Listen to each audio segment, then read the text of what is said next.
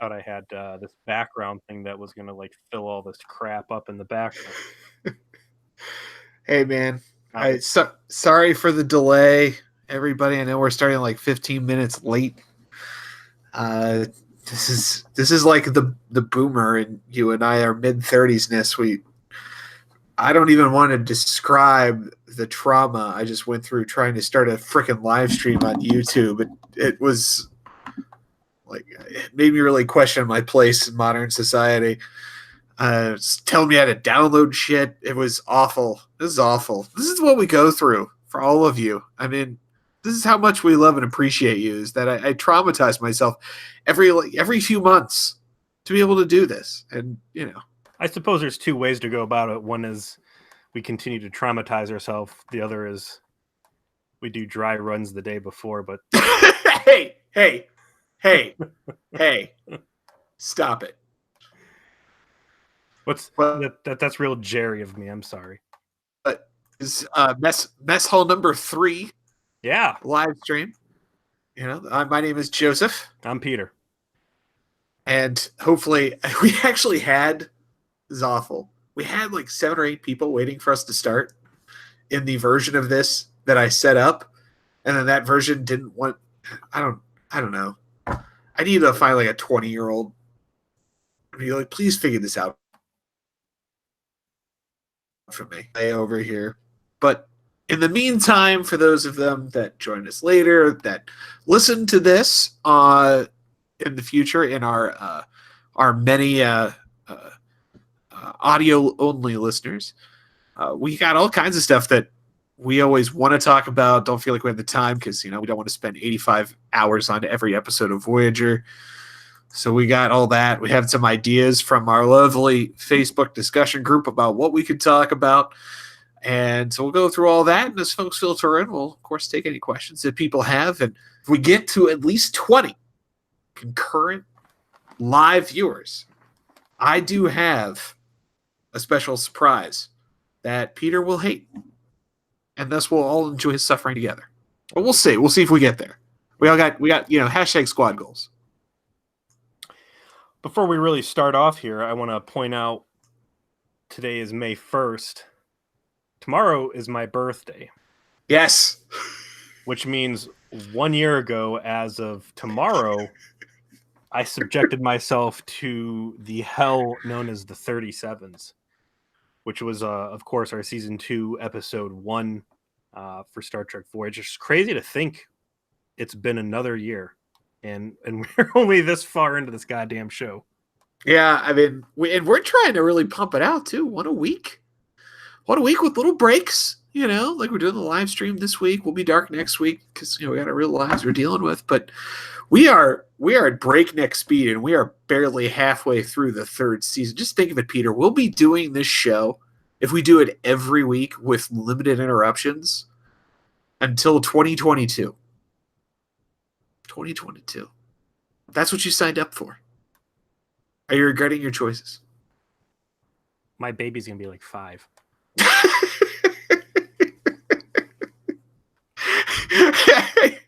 It will be just old enough to understand that every week Dad goes into his basement to talk about a television show 4 times her age, 5 times her age. Well, my hope is that she'll come to have her own appreciation of Star Trek, and if she's got to form that around Voyager, I suppose there's worse things. It's got its fair share of girl power, right? Yeah, I guess you could say that if you want to talk about Sweaty B'Elanna representing female empowerment. It's like, it's like the Avengers battle scene, female empowerment, not exactly a lot of depth there. We'll avoid talking about that, by the way. I don't want anybody mad online over spoilers. My God in heaven. People get beat up in real life over that right now. And you know what? That's God's work. Whoever's out there beating the spoilers' asses. What? Good on you, sir. Good on you, sir. Oh, no. You're one of those people. Are you real? Look, man, if you're going to stand in front of a movie theater and start yelling what happens at the end. Okay. All right. Chinese mob justice certainly belongs in your future. All right. I draw a distinct line between people who are jerks on purpose like that and like casual conversation you happen to overhear because people are talking about a movie that made like $1 billion, so everyone fucking saw it. But Look, man, it's a big difference. I had episode which Star Wars are we even on right now? I had the first J.J. Abrams one get Okay. spoiled for me. Like I avoided all the trailers and all the promotional materials, everything. I went in completely virgin. And as I put my foot up on the curb of the movie theater to walk in, all I hear is, I can't believe he stabbed his dad like that. And I flew into this fit of rage that if I could have pulled the moon out of the sky and broke it over this guy's head and sent him to hell, I would have done it. So the spoiler threat is real to me. It's something I take very serious, and I wish the most wicked of death upon these people. Okay. You, on the other hand, man, you've we haven't had Voyager in our lives over the past week to preoccupy us, but man, it seems like you've really broken out the knee pads to get down on both and go to town on not only Endgame but this last Game of Thrones episode. You've been very yes, very pro, very happy, very uncharacteristically approving Joe lately. Yeah, I mean, it's come with my old age that I've just come to appreciate things in life. I don't know. But yeah, Endgame was great. I'm not saying it's a perfect movie by any stretch. Some people, I think, going a little overboard with their praise. But the idea that a movie like that could pay off successfully that much content, like, I've been watching all these movies in theaters since Iron Man. Yeah. And I kind of wanted off the train. Like, I was kind of wanting to be done watching these. Good morning, Mike. Yes, good morning, Mike. Well, thanks for joining us from Australia, man. I know that's a stretch for you, man. Good day, mate. Boomerangs. I don't know. Whatever you guys say. And it did that, and so I loved it. But the Game of Thrones episode, I do not understand anyone who's a hater for that. But I watched it under ideal conditions.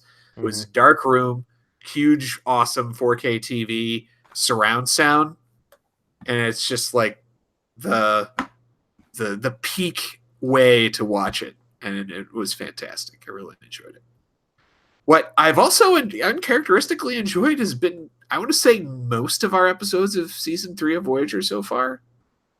I mean, I'm a little hesitant to like do the run through to see if that thought is actually true, to like go one by one. But my impression is most of these have been pretty good. It's congealing. It's coming together. And I just had a conversation with a coworker. He's like, "Hey, man, where you guys at in your viewing?" And I said, "Well, if you'd listen to the goddamn podcast, you know exactly where we're at. But we're around season 3, episode 18." And he starts kind of pooping on it, and I had to catch myself because I started saying, "Look, man, it's I don't see the bum rap 100%. Like, I don't know. It's the same thing you always said. There's a reason, I think, why it's the least loved series, but it's still, from what I've seen so far, it's still good." It's had a lot of dog shit moments in season 2. There's no way around it. We went through that laundry list when we did the season 2 rip. I think that the increase in quality thus far has been from some new creative talent getting involved, some perhaps maturity in the actors' understanding of their own characters, which allows them to kind of take the material and elevate it. And I don't know the right way to put it. They, to the extent that it is capable of them in this context of this show, and it's actually a topic I want to get into, to realize the promise of Voyager, they're doing a little bit better job of it. That's not to say there aren't some poopers. The biggest change we've seen, of course, from the production staff is the exiting of Michael Piller and Jerry Taylor taking the throne. And we shit on Jerry Taylor well-deservedly often. But as we sit here and say that season 3 has been a marked improvement, was Michael Piller dragging Voyager down to some of the valleys that we did see in season 1 and season 2? Well, let's take a look at the episodes that we've watched so far that have been good. So I've got the list of season 3 episodes. I'm going to go through the ones that we conclusively said we both agreed were good. Okay. The Shoot. Yeah. Wow. Okay. So maybe this wasn't as good as I thought. Because maybe it's just that the highs were high enough that I'm forgetting. Because it was Basics Part 2. That was poop. Flashback. That was poop rolled in dung with shit on it. Then The Shoot, which was amazing. The Swarm was fine. False Prophets, holy shit. Awful. Aside from the fucking hoe train. The greatest hoe train in the Delta Quadrant. Terrible. Mm-hmm.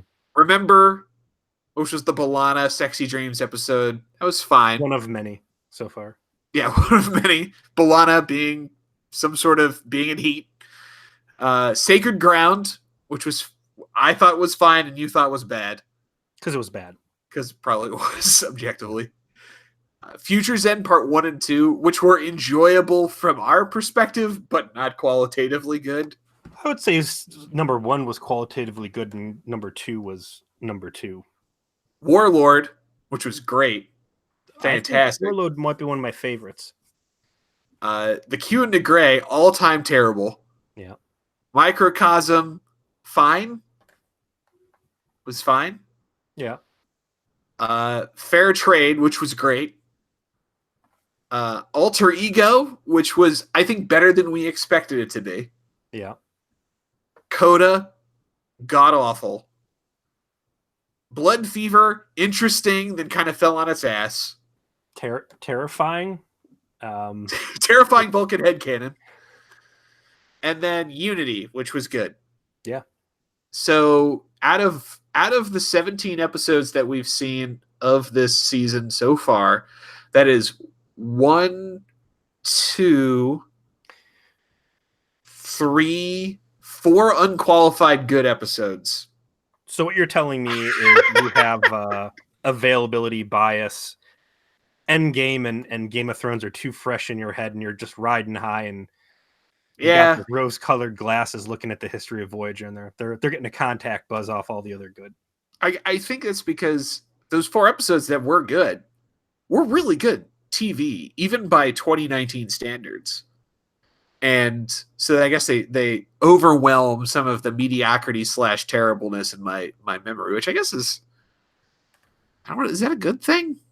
I don't know. Or is it the show's trauma has just become so normalized to us that we watch, the false prophets of the world, and it just doesn't affect us the same way as the garbage from season 1, season 2 did when it was like a fresh trauma. That 5th or 6th ball punch in a row doesn't hurt as much as the first one. It's starting to numb out a little bit, maybe. It is. I want to get into some nerdy stuff here. We've been jabber-jawing a little bit. Going back into Future's End, and especially with season 2, and I can't talk about some other stuff because spoilers, but time travel has really, and it's something we talk about because Voyager is rife with these time travel or temporal paradox episodes, has come back into vogue in modern science fiction in a big way. And in fact, Orville, are you current on your Orville yet? I am not current on Orville. I got current on Discovery for this discussion because I figured we'd probably get into it. I did not catch up on Orville. No. I didn't catch up on the show I'd actually like. Yeah. Season 2 wrapped up. I need to catch the last, the season finale for 2, but they have a really good time travel-ish, time travel adjacent story they tell. All of the Bruce Willis Looper stuff that you love, where the lead character just completely shuts down any conversation about temporal mechanics and just right. Like, I'd rather shoot myself in the head than have a conversation with you about temporal mechanics. That's all in play, and I think it's fun to watch him tackle it. But Voyager is a different creature. Voyager revels in these details that it the rules it sets up and knocks down and ruins. In Future's End, the whole episode basically rotates around stolen technology from what, the Right. 31st century or whatever. 29th, yes. The dangers, the threats it poses, this, that, the extraordinary lengths they go to destroy the masquerade, basically, of keeping the ship a secret as Harry Kim flies it, over LA or whatever. Woo, look at my 24th century spaceship. Yeah. But something we kind of glossed over at the end of that episode was their retention of the holographic, the portable holo emitter that the Doctor then uses to walk around the ship. Yep. Obviously, the writers wanted to give Robert Picardo free reign, not only of the ship as a whole, but give him some away team action down planet side. But you've got this huge hypocritical moment in Voyager where, and I think it's the only time I can really recall, you've got a hero Federation crew taking this future tech and just being like, fuck it, this is ours now. Consequences be damned. Like, yeah, it's cool. It fills this necessity to get Robert Picardo out and roaming around, but that is some hyper tech, and that has huge consequences. Stop and think about it for a second. That whole episode where he's falling apart, and I can't remember the title off the top of my head. It's the one where they bring the Swarm. Yeah, Swarm, right? They had to eat the diagnostic programs pattern. Yeah, like they had to cannibalize it to like graft it onto. Yeah, they had to steal his RAM or whatever and upgrade his hard drive. Steal his holographic soul. But, he filled up all of the pattern that was made available in the ship's computer to him in right around 2 years. And now you've got this thing that God only knows what its storage capacity is. I don't think he's going to have to worry about hitting any constraints in his program for a long time, but there's probably more storage built into his little holo chip thing than there is in the entire Voyager, central data processor. What happens when they get back to Earth? What happens to that technology? How does Janeway explain to everybody, like, hey, that whole ironclad rule about stealing shit from the future and using it in the present? Well, here's this guy that exists solely in that. And not only the implication of how does the Federation handle that, but what happened, where's her responsibility if the Kazon did get it or whatever? You've got this crazy powerful stuff just sitting on Voyager, ripe for the picking. Peter, you have there's a few people who are going to hear what you just said or are watching you now that are aware of the trajectory that Voyager takes on this very topic into the future. And what you have done is you have set up a delightful circumstance where when this very topic will become germane again, you will have all the opportunity in the world to go nuclear. And I'm looking forward to that now. I don't want to spoil it for you. I don't want to say another word about what's going to happen that goes directly into the very thought that you just said, because it's gonna be a special moment. Is it? First of all, my mind's fucking blown that would dawn on these guys in this tightly bottled, consequence-free TV show as it's been presented to us so far, where the writers want something to happen, they make it happen. Eyes forward. Don't look behind you. Don't look to the side. Just tunnel vision. La, la, la, la, la. We got what we want. March ahead. It blows my mind that this is something that they're going to circle back around to. I understand. I should say this differently. You think that this is bad? Oh. Just wait until some things happen. It's going to take a while for this to pay off. But I want you to remember this conversation. And when it happens, Peter, I'm going to be right there next to you. So I'm going to give you that look. I'm going to do this. And you're going to know. That's the trans warp look. Let's not make any lizard babies. Our wives would be very. Are you seeing this shit? This is really happening. So this isn't going to deal specifically with his holo emitter. And there is actually an episode that deals with the consequences of a few piece of future tech, like being on Voyager, where something fucked up could happen to it. Mm-hmm. That does get done. So that does occur. Uh, there's just something else, even just so much more wild than this that happens, and you just it has to be seen to be believed. Well, I look forward to that, but his hollow emitter specifically again, it's a big jump, and Yeah, what it's a happens this thing when they get back to Earth? I mean, think about it from our perspective as normal Earthlings. What would be the consequences? It's a 500-year advanced piece of technology, right? 500. So 500 years ago, so that would have been 1418, or I'm sorry, 1518, 1519. So we're talking about dawn of the Renaissance kind of era in Europe. Like talk about just a tremendous technological jump. If you I brought, want you to take the capacity of the average person's cell phone back then and yeah, compare it to the 128 gigs in my phone, and just think about how crazy it would be for them to wrap their head around whatever 0.1 G they have to my 4G LTE. It's a quantum leap. your point about time travel, I mean, is about in science fiction overall. We were just talking about Avengers. I won't say anything more, but to say obviously time travel is part of that. Stop. That's it. Just gonna say that. I mean, Joe, whatever. I didn't say anything else. I'm just saying. I'm gonna tell you what, Joe. Before you have any more impulse to talk any more about anything along those lines, just feel free to belt out some more of your damn slash fic. I would rather hear that than you. Well, my point is, you're right. Like, time travel is a huge part of popular science fiction consumption, and to segue into something that we were asked to talk about is Discovery season 2. Obviously, time travel is a big part of that whole season, and I watched.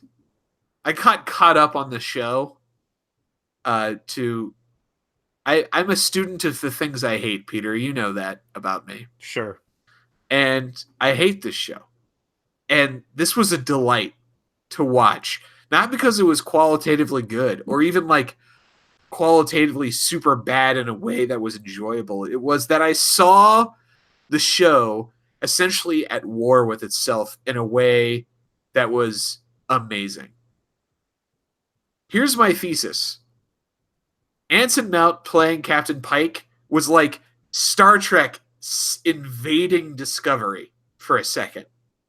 Okay? Like, Captain Pike was a Star Trek character on a show that wasn't Star Trek.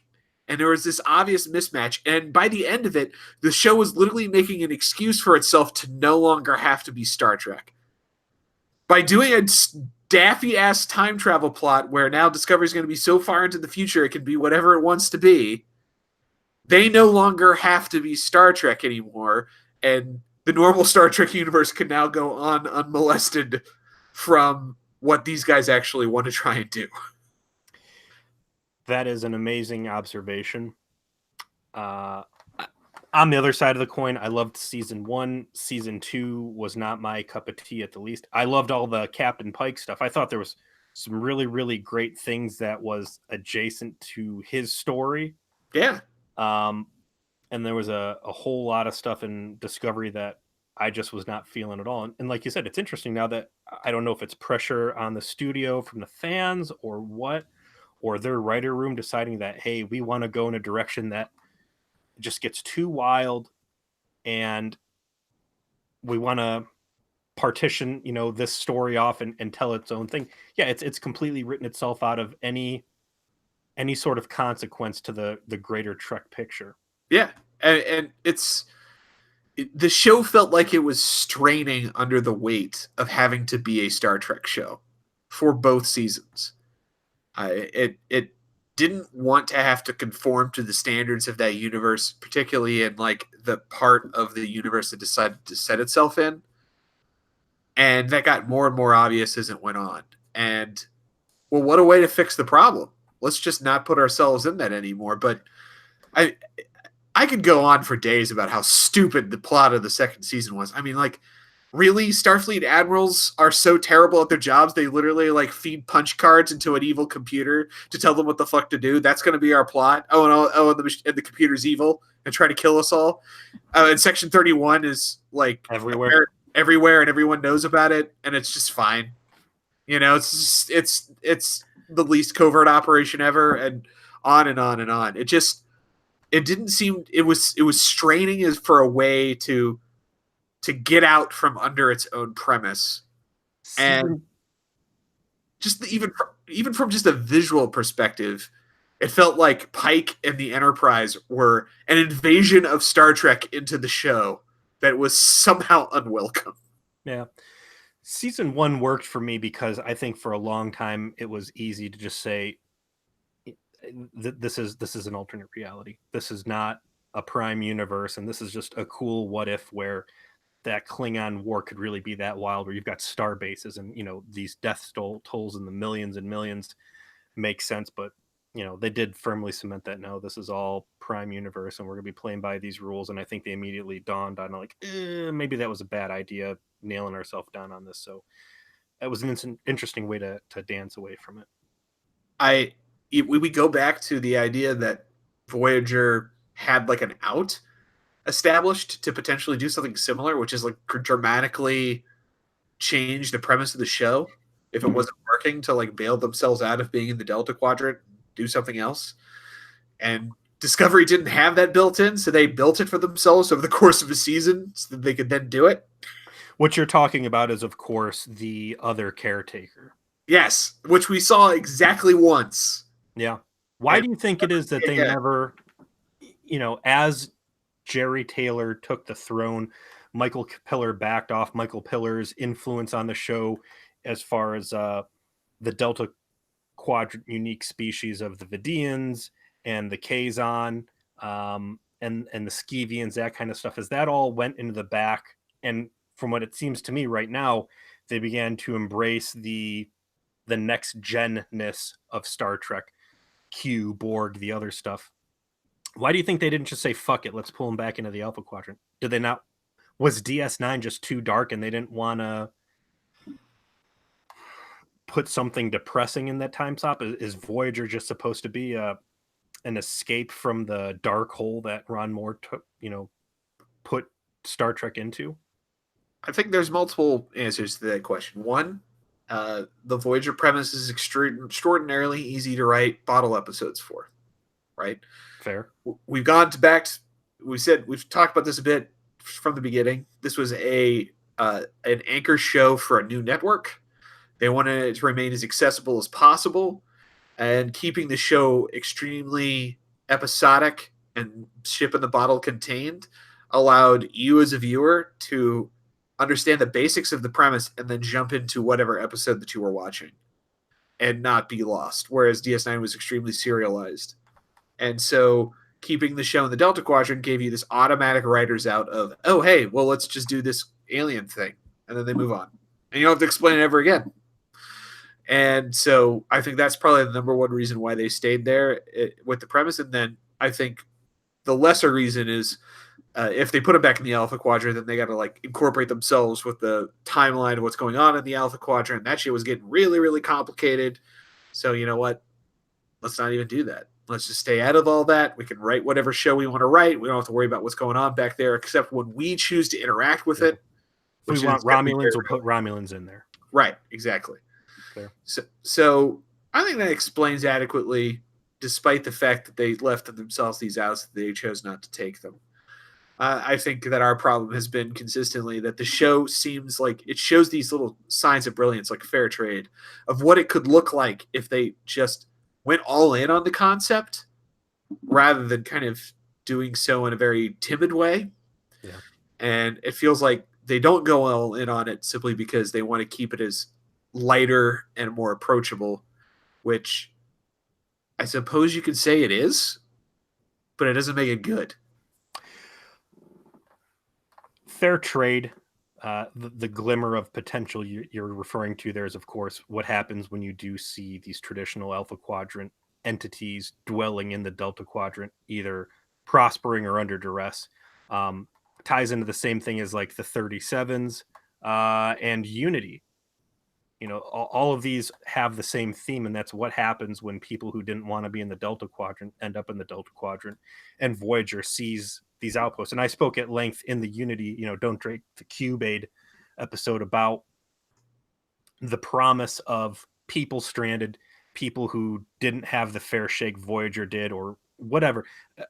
A mirror to Voyager, where their what if is now we're stuck and fucked up. Um, I think I would have enjoyed a lot more of those types of scenarios. And if they wanted to tie back to the Alpha Quadrant, that's the cool way to do it in a more plausible, not, New Jersey aliens kidnapped us and turned us into gimps. Oh, I'll never get old. So we had a couple different questions that were posed to us to talk about this evening. So I wanted to run through those real quick. And thanks for that, by the way. These are some pretty thoughtful questions, and it's nice to see that kind of right in. Who sent these in? Darius sent them in. Our I believe our Eastern European Meme King. fan. Yes, the meme king, the comics king of Eastern Europe. Mm-hmm. What was your most and least favorite moment of the show so far? So not just season 3, but going through all the episodes that we have watched. What is your most favorite moment of the show?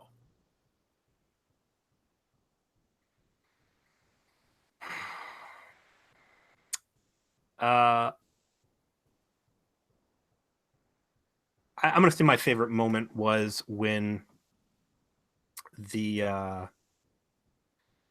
when they do the flyby, Chakotay's captured, and they can't beam Chakotay back to the ship because of a dampening field that Seska put on him, and instead Janeway just beams all of the Kazon leadership into the ship. It came so far out of left field, and it was such a defining badass moment that we had not seen anything, I don't think, close to yet. And it really was a great opportunity for the show to take Janeway, who we have given a lot of flack to for her poor choices and a lot of weaknesses that she's shown, and just show that she can think way outside the box to some very drastic results. And it was it's always nice when you see a Star Trek captain really nail something hard. And to her specifically, I think she really needed that example, and it stuck with me as a strong potential. I think my favorite moment of the show, it's hard to, I know that there's an inconsistency in this, but this moment still stands out in my memory, and that's from back in season 1, the Phage, the first time we meet the Vidians. Yeah. And Janeway having to confront what the Vidians are, what they have been responsible for, and what her options are as she is isolated in the Delta Quadrant. And it's like the first time she has to work through, oh, I'm by myself. I don't have a starbase to send you to, and I really can't imprison you. And my options are to let you go or to kill you. That's it. That's all I can do. And the speech that she gives is really, you just said the potential of Janeway. It conveys the potential of her as a character, I think, very effectively. And it's unfortunate that she's not consistently written in this way, and that we have to suffer through a lot of bad Janeway decisions to make the plot work. But that is a moment where, it's not only a great performance on the part of the actress, but also hints at, like, here's the problem this ship is faced with. For all its technological might, there's a moral issue that they're going to face as they go through the Delta Quadrant by being by themselves, that they can't deal with antagonists the way they might choose to under any other circumstance, and that's going to leave them with some pretty terrible options to consider. I think it was also an interesting presentation of Starfleet as an observer, because in all the other Star Treks, the Federation and the Starfleet is a local authority, and they are bound to act in certain ways to become a proactive policing force and insert themselves and all this other stuff. Whereas Voyager, and sure, a lot of times Janeway sticks her neck out against all common sense or reason, but then there's other stuff that she and the rest of Starfleet just have to take a step back and say, we it's not our place to insert ourselves in this, and we strongly disagree with what we're seeing, but our hands are tied not just because of Prime Directive, but just we're trying to Practicality. get home. Yeah. You know, this I mean, this is there's nothing we can do to impact this, and that's that. another great example of that's Fair Trade. An episode we watched recently, obviously, but uh, it captured Voyager's relative inability to kind of do anything. Mm-hmm. That they're just kind of one ship and they can't fix, a bunch of intergalactic drug smuggling at some outpost in the middle of nowhere. And quite frankly, they don't really want to. They don't. It's not a good use of their time. Fair Trade might be one of my favorite episodes overall this season. I think it is done, and we said it before, but I think it has done the most world building in the least amount of time and just establishing what the Delta Quadrant is. I think Fair Trade is the episode that should have happened, that should have been in season 1. Absolutely. I think that's what it was written, either season 1 or season 2. Season 1, it was supposed to be in there instead of Jetrel, which was another strong contender. And simultaneously the weakest shit, I think, still in my book. But that is the box text that the DM should have read when he started running this Voyager campaign. Like, that is how you really set the stage. It's not the fucking Ocampa, or I don't even want to look in my notes and see what other garbage was. The candy corn tragedy. Yep. I will say that I think, as much as I did like Fair Trade, the shoot, Mike and I brought it up in the chat here. Like, that is such a great episode from a character building perspective. It's a great episode from a space madness perspective. There's a lot of boxes that the shoot checks. And I think the best compliment you could give it is that it gives one of the weaker actors on the show, in the form of Garrett Wang, an opportunity to be awesome, and he takes it. And he does a great job with it.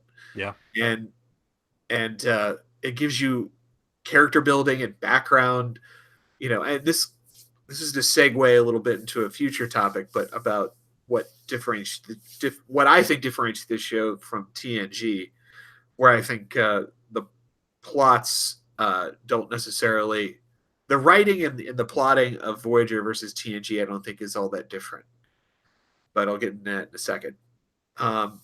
What's your least favorite moment on the show?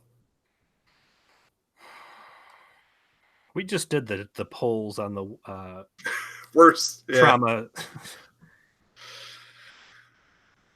Gosh, how to pick one? How to pick the stinkiest flower? I don't know. Where you gonna clock yours in at? I think there's a lot of contenders. There's goofy bad, like Janeway's like getting affected in the twisted or whatever by the space, aneurysm or something, and she's just like, and it's just like, really? Or the weakest shit from Jetrel, where they're like, well, we really can't save all these people after trying for 5 minutes. Deuces. Infuriating. I think that the worst moment on the show is how they finished False Prophets. I don't think anything's going to ever top the last 5 to 6 minutes of False Prophets. The idea that they bring 2 jabroni, nobody Ferengi onto the ship. They overpower an armed Federation security guard, outwit Tuvok's security protocols, steal their shuttle, and fuck up a direct path homeward on a wormhole. Like, nothing will ever just be the most absurd writing for the show than that. It will always be the worst to me. I think my least favorite, and let's say, as he put it in the question, least favorite, not the worst moment of the show, there's a couple of contenders. The first is the moment of personal horror that I experienced when I realized that Janeway's Bodice Ripper holo novel had suddenly somehow become interesting and something that I cared about. I'm watching at home and I'm like, wait, what the fuck just happened? Do I care about this about mommy in the attic? What? And then there's no resolution to it. I know. Come on. Who cares about what happened to Kess and Neelix? I want to know what's going on with mom. Is she a ghost? Is she crazy? Um, I would say my least favorite moment of the show was the resolution of Basics Part 2, where we kill Seska and we make sure that we've killed Seska and that Seska will never be back and Lon Suter is gone too, and the best character development that we had seen in the show somehow ended up coming from these minor characters that were only in a handful of episodes, but I think they could have really reached deep into the tapestry of what Voyager had to come, and it was almost just a spite killing like Jerry Taylor. I don't like these characters, and we're getting rid of them, and they're never coming back. And You likened it at the time of a new DM taking over a campaign and killing off all the NPCs that were mean to him. Yep. I agree that was awful. I don't think it's my worst moment, my least favorite moment, because they both got, well, Lon Suter got really cool death. Yeah. And a really cool episode. Like, he was awesome in it. And, Seska's not done yet. And, so I don't feel like that's worst. We've got somebody in chat who brought up something I think is interesting, and that is Tuvix. Tuvix's death has been one of the biggest moments that's bothered me from the first time I saw it. I don't consider that the best or the worst moment of the show. I definitely consider it one of the most interesting that we've talked about. And what was intended versus how it felt. I would have liked to be able to sit down and watch Tuvix without all of the internet hype and the right, like everyone telling you what it's like, yeah, and the epic controversy, like just to have it pop up in the thing and see if I would have jumped to some of the thought conclusions that I did and that I would have been as critical. But going into that episode and putting it under a microscope as you and I have, I'm sitting there with this is the past 2 years of my life. Year and a half. Only a year and a half so far. Let me show you my favorite page since I got this thing open. I was going back through. Normally, it's a game of keep away from my daughter because she wants to get in there with my pen and start tearing stuff out. And I'm like, no, this is Daddy's nerd homework, sweetie. We can't do this. I can't find the page. I don't know. One of them, she got her crayons in there and just went fucking apeshit all over the page. It was a crap episode, and I said, you know what? You get that page. That's a bad page. Good job. Oh, no. It was. There we go. What was I talking about? We're talking about Tuvix. Tuvix. Tuvix, the trans warp episode or threshold.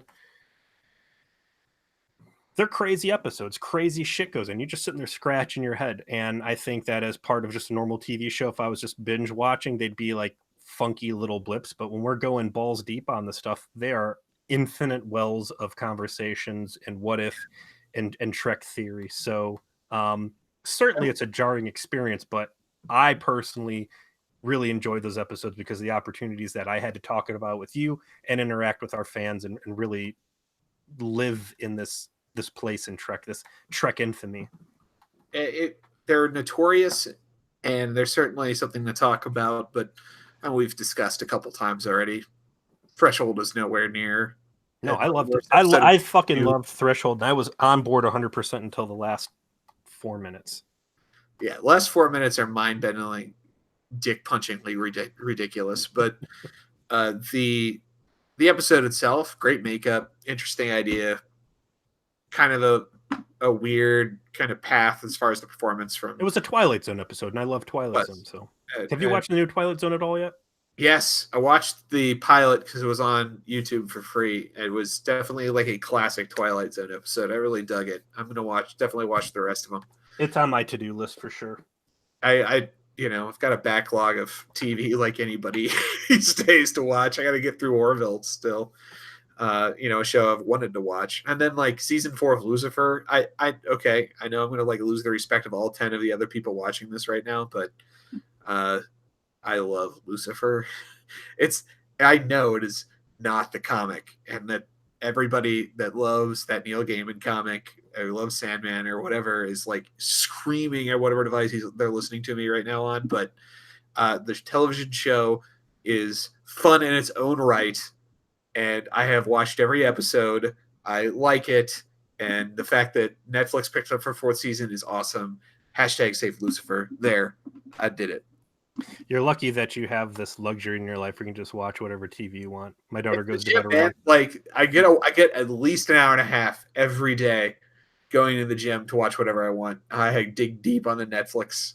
My daughter goes to bed usually around 9 p.m., which is pretty late for a little kid, and that means we can't start watching our TV. So I fit the Orville in, I fit in Game of Thrones, my Voyager once a week, and then the rest of it's just the Wiggles, Teletubbies, and fucking Blippy, who, if these words mean nothing to you, I want you to go ahead and just give yourself a big hug and a pat on the back because you're living an awesome life. You're doing yeoman's work, keeping the species going, Peter. Good job. Good job. Mm-hmm. I wanted to address something I said about TNG versus Voyager. I know this will be one of those like hashtag unpopular opinion moments, but I really don't think from a writing standpoint, the ideas behind the episodes of TNG are all that much better or different than the ideas behind episodes of Voyager. When you think about it, a lot of episodes of TNG are ship in the bottle, the Enterprise encounters X calamity, Y alien species, or Z problem, and must fix it by themselves.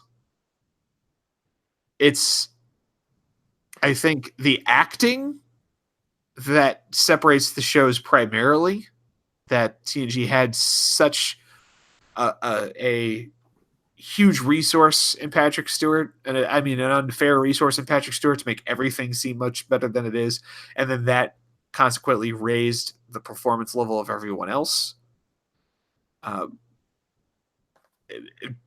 Do you think that there's a big qualitative difference between? I'm going to give this one to you, and sitting here and thinking about what you just said, TNG, as I've gone back and rewatched episodes, is notoriously guilty when it comes to not communicating with Starfleet as a whole.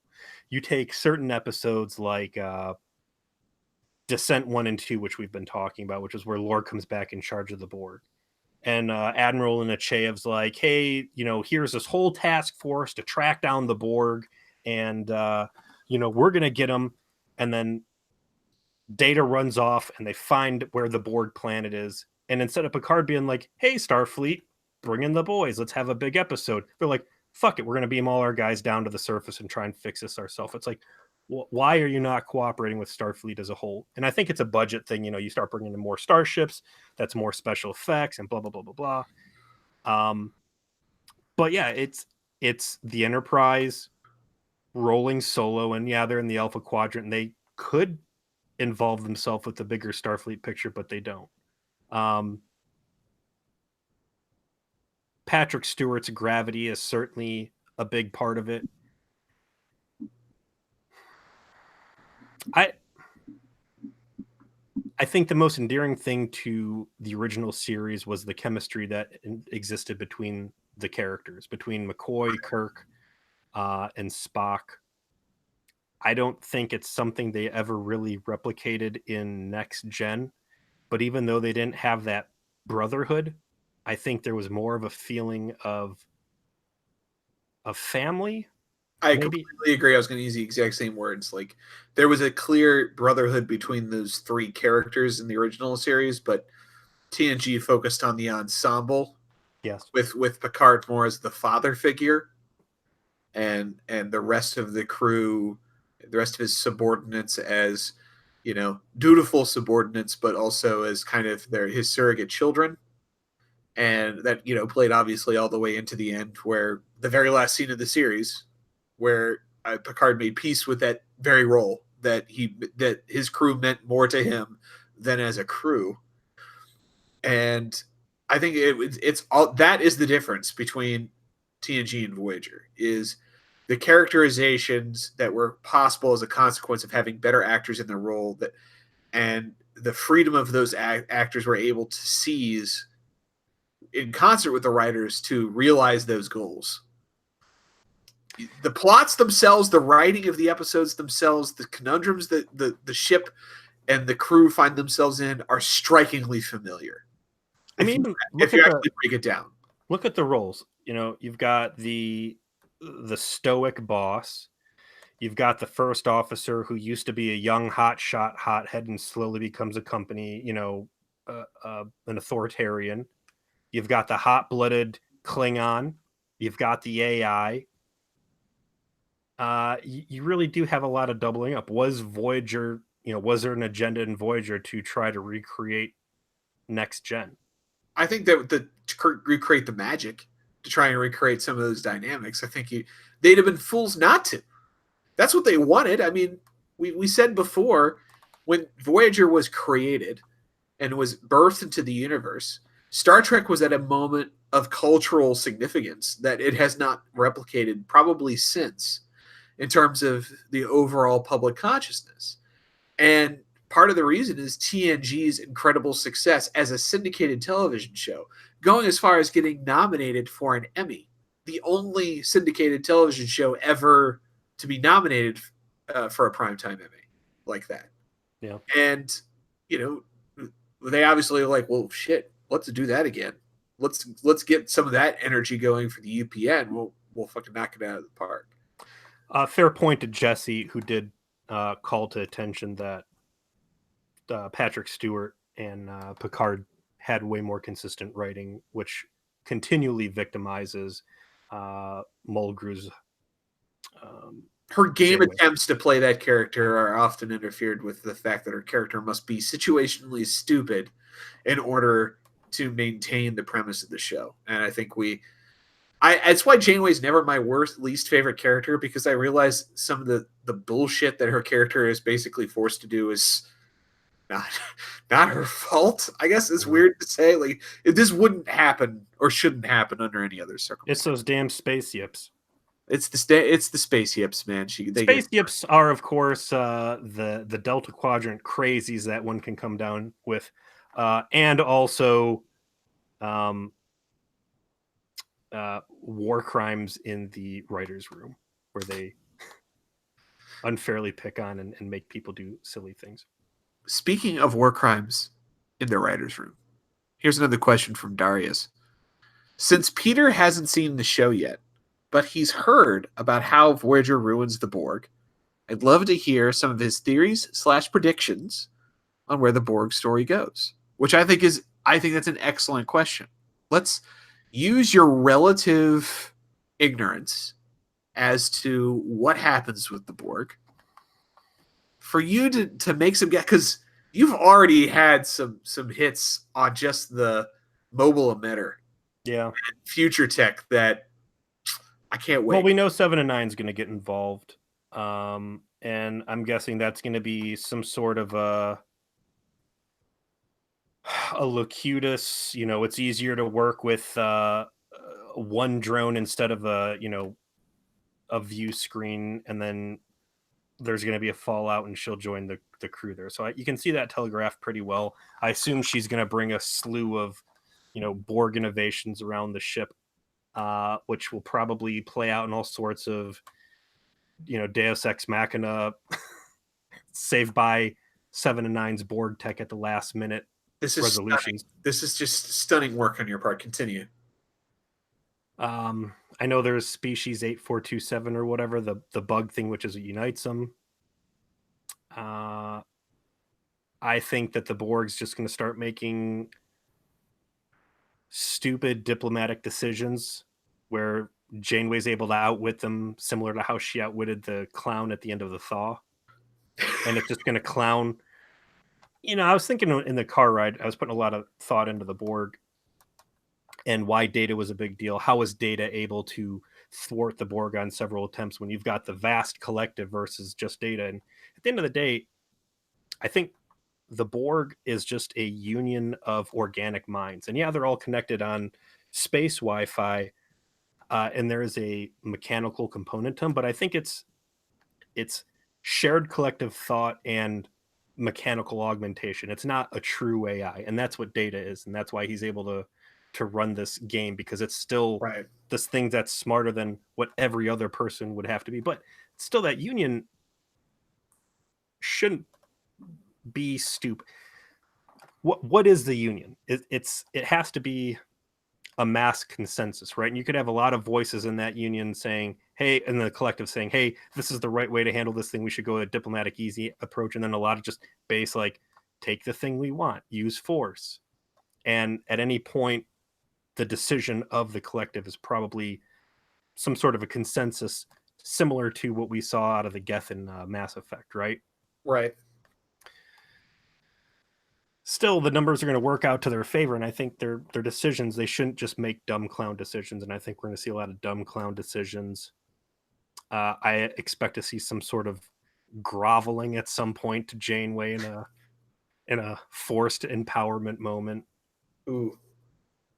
And I think they're going to take things that should be stunning to see, like a Borg cube hanging dead in space, and they're just gonna be like, what if we had 400 Borg cubes hanging dead in space? Wouldn't that add so much drama? Like, we play these, when you play like RPGs, if you're the storyteller or the DM, you could be like, I need to really drive home that this is a monstrous thing. There's a dead baby on the church floor, and you're like, oh my god, there's a dead baby. What am I gonna? We gotta up this. There are 40 dead babies on the church floor. There are 400. There's 400 children that have been turned into vampires, and you have to destroy. Well, look, one dead person's a big deal. 400 dead people, that's like a war scene, whatever. And I think that's a mistake a lot of writers make, is instead of realizing that one thing is very potent, they're like, let's put a lot of that in, and it's really going to drive the point home. So I think we'll see a lot of busted up Borg cubes. This is brilliant. This is brilliant. Where were you 27 years ago? You could have rightfully keeping my head in the sand and giving up on Star Trek until my mid-30s. I was going to say, child you could have been a much better writer for the show, or at least as good as the show actually was. Yeah. I can't wait for you to see how your predictions do and don't work out. I expect B'Elanna's going to have a Klingon Ridge moment and beat a couple drones up too. That's a fair prediction. Yeah, that's a fair prediction. Maybe she'll throw some tin cups at him. Right at the ankle. It's their weak spot. Yeah, short them out. That's where their off switch is. So, has Chakotay actually become a better character, or do we have Stockholm Syndrome? And if he is a better character, what's changed about him? He's absolutely become a better character. Like you pointed out, they've really toned back all of his backstory stuff. Yeah, they've. Is it his backstory, or specifically the focus, the shoehorning of his ill-guided religion? I think it's a few things. They made him more a standard Starfleet dude. Yeah, they've kind of ditched the terrorist angle. Sadly. I think for the best, though. I mean, I think the problem was the show didn't know what to do with it. And so it turned Chakotay into kind of this crappy character who was supposed to be this badass terrorist, but immediately became a Boy Scout and then struggled with like dealing with these Maquis. They're going to be part of the crew. While being a shaman. While also being a shaman. And it gave his character a lack of focus. The only thing that like focused him in and made him interesting was Seska. And it was for reasons entirely separate of all of that.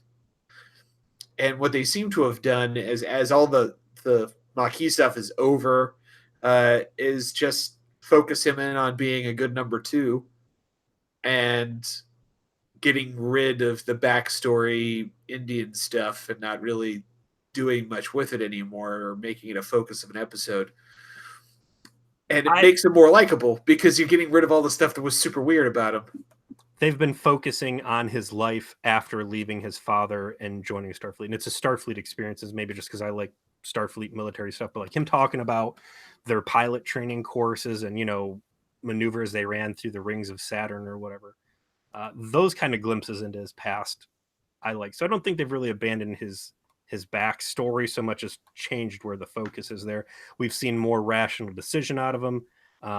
Beltrane's played him with more familiarity and assertiveness, and I think it's all stuff that's worked. And they've toned down his maladying. I mean, it's still there. We still saw it in Brain Parasite Hellhole, but we also saw it in Future's End.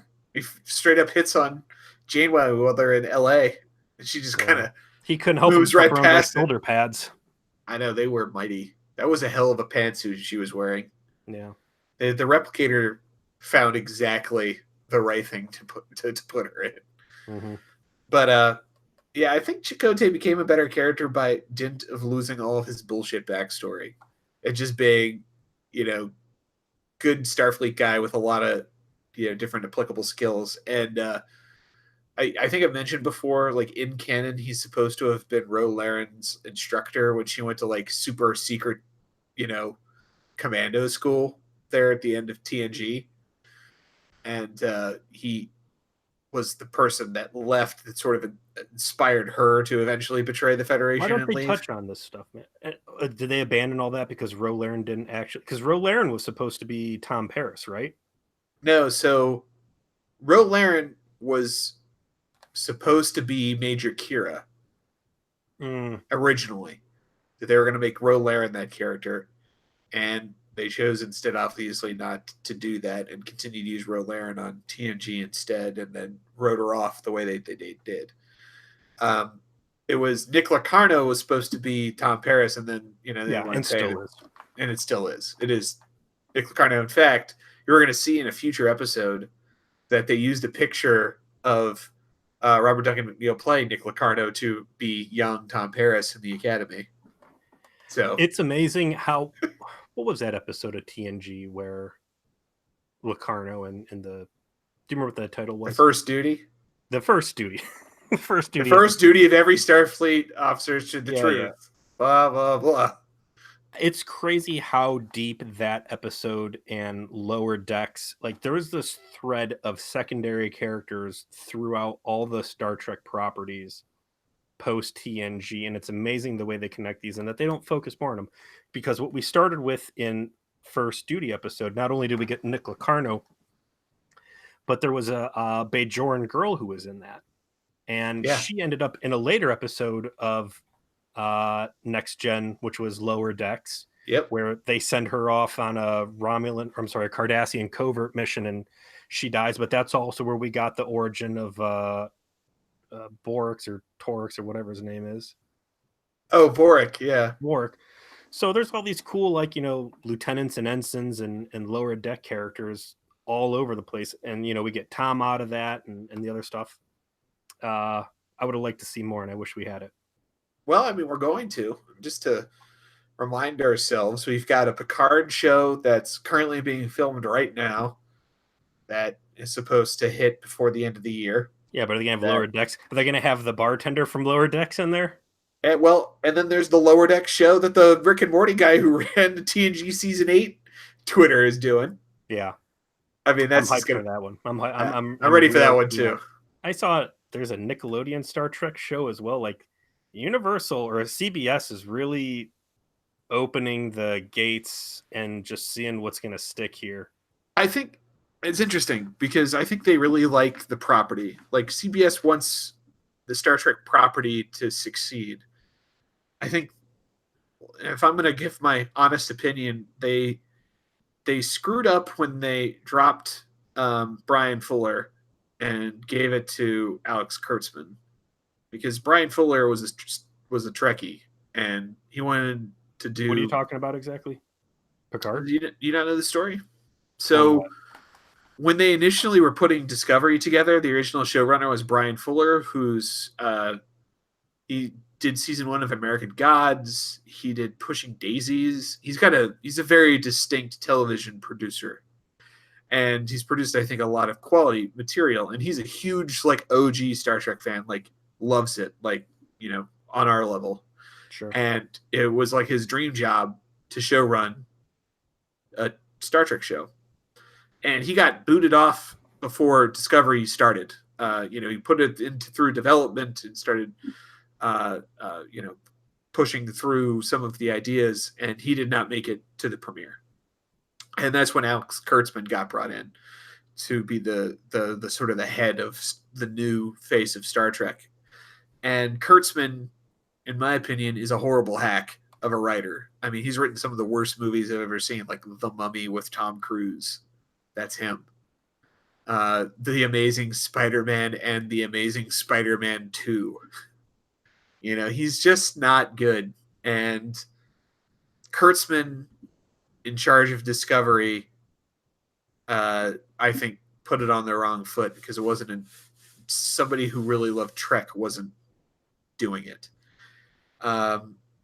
With this new stuff that's coming out, the CBS seems to have learned some of its lesson, and Kurtzman's learned his lesson that he needs to put this in the hands of people who give a shit, and on a level that he does not. And the Picard show kind of really being in Patrick Stewart's hands, and bringing in people who really like Star Trek to do new Star Trek things might bode better for those individual properties because they need this to help sell their CBS All Access. Like, this is their big ticket to getting their subscribers. That's the missing link to all this, and maybe that's why the floodgates are open. Is you have a rabid fan base that's quick to wave money at anything with a Starfleet logo on it, and if you're trying to launch this media distribution platform to compete with Netflix and whatever else, because they've had 10 years now of streaming Netflix, seeing the numbers that DS9 and Next Gen rack up on a regular basis, and they want that.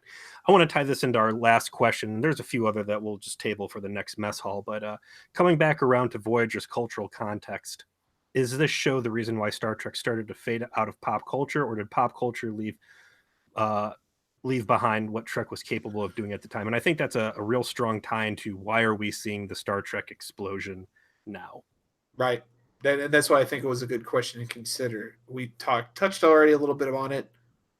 Trek was huge when Voyager started. By this time, Trek had started to... Voyager's numbers have faded significantly from its peak. Was this because Voyager was bad? Or was this because as the idealistic early to mid-90s started to fade and we got into the late 90s and television started to change significantly, was it just that Star Trek just wasn't something people were interested in? And I think it's more the latter than the former. I think Voyager is maybe as good as some of the stuff that came before, but it's not terrible.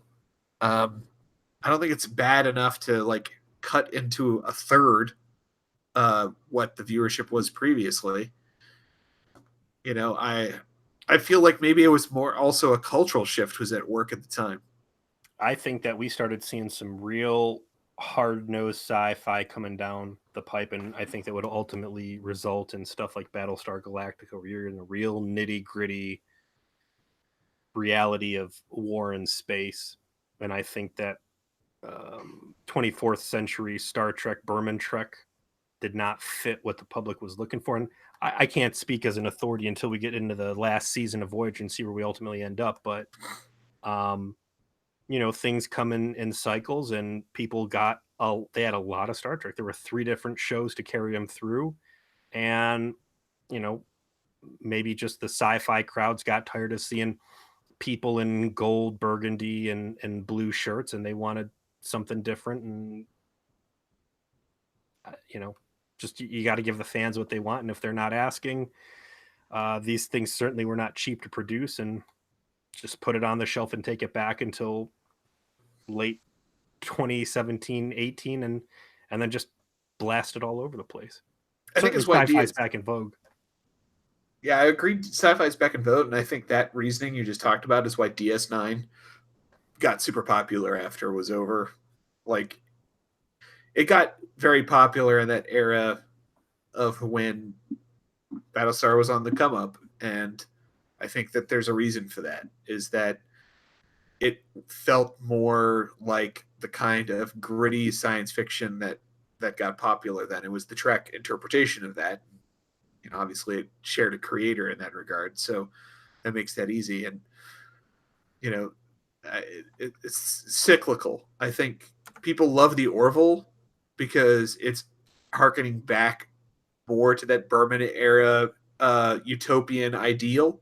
Yes. And Nostalgia. it's Absolutely the nostalgia. nostalgia of that, the sort of hopeful feeling of it. Like people want to feel more inspired. They want to go back to that better angels of our natures moment, and they don't want the gritty, horrible Game of Thrones bloodbath. And we're in the golden age of television now. I love Westworld, Game of Thrones. I mean, there's so much Breaking Bad, so much good stuff out there, and it's so gritty and there's so much loss and suffering and realism that when I have the chance to watch Orville and it's just something lighthearted and clean and quick with a good story, there's a definite appeal there. So I think if Orville would have came out, even if you cut the poop and fart humor out of it, after Voyager, it would have been panned hard and shit all over. I think it's hitting the sweet spot at the right time for where the American audiences are at. Yeah, and we've been in the golden age of television for almost 20 years. I mean, that's The Sopranos started that, and it's crazy to think where the medium has come since then. And what's the best science fiction television program on TV right now? Something that looks like something that was made in 1989. I think in a space drama, yeah, maybe, but again, there's so much. What is science fiction even at this point? Again, I'm going to go back into Westworld, which I'm a huge fan of. The sci-fi is almost penetrated every level of TV out there. I think at a premium point, anyways. I don't know. It's people aren't really the writers aren't chaining themselves to specific ideas or constraints. I think they're taking what works, what's going to sell. They're doing that, and it's giving the viewers what they want, and I like it. I do too. And I've liked doing this live stream with you, Peter. I've enjoyed all 10. We didn't get to 20, so Thank you. Spared. The 10 of you that wanted to come in and didn't, I appreciate your sacrifice. I don't know what Joe really had planned, but I'm glad I had it. Stevie picked one out for me. Oh, ooh. You lost. I did. A man of my word. Good has triumphed, and whatever terrible thing you were going to do has been thwarted. You 10 people that didn't show up, you're the real Avengers. Thanos kills the Night King. Anyway, so on that note, thank you for joining us on Voyager Please Mess Hall number 3. If you joined us live, thank you. If you're listening to this not live, you're fantastic. And we look forward to seeing you guys again here soon. Our next normal episode will actually be out May 16th. We're taking next week off. It's my busy period at work, but we'll be done here hard too. And apologies. I mean, we've worked really hard to try and hit weekly airing dates. I know we've kind of fallen off the horse a little bit, and hopefully in the next couple of months we're going to be able to build up another cache of episodes to bust out for rainy days. Our preference is to have a buffer so that we don't run into these problems, and that'll be easier for us to accumulate over the summer, which is an easier time for both of us. And we'll be back in your ear holes on the 16th for sure. And massive thanks. I mentioned this on our social media. Our numbers for downloads in April were double our best month previous to that. I think our audience has grown by a third in 1 month. We're about 180 listeners per episode on average. We got a number of them are bumped above 200. We've never seen such growth, and we're really happy people have found the show and continue to enjoy it. And we have our thanks to Mike. You're in chat right now, so I'll thank you directly. He's Mike Nye is a fantastic podcaster himself in Australia. Hail and Well Met is his podcast. It's a D&D podcast, kind of a mix of voice acting / real play. Fantastic show. Go check it out. They've been kind and shouted us out, and so that was really awesome of them. Particularly enjoyed that the shout out called us warm and inviting, which I never would have described us as. Which thanks, guys. And thank you to everyone who has shared and otherwise provided the show to others in some fashion. We appreciate it. We love entertaining people, so the more people are listening, the more exciting it is for us too. Yeah. to spoil Marvel movies and subject them to. All I mentioned is that I had time travel in the damn. Stop! Just stop! Just stop! I hope you All right. sprain your ankle, Joe. Hey, wow, that's awful. And Well, on that note, I'm the. what the fuck? Don't make me wish cancer on you again. Don't make me wish cancer on you again, Joe. I had that cut out of me. Thank you. That was a warning shot, Joe. We'll see you guys again here real soon. Peace.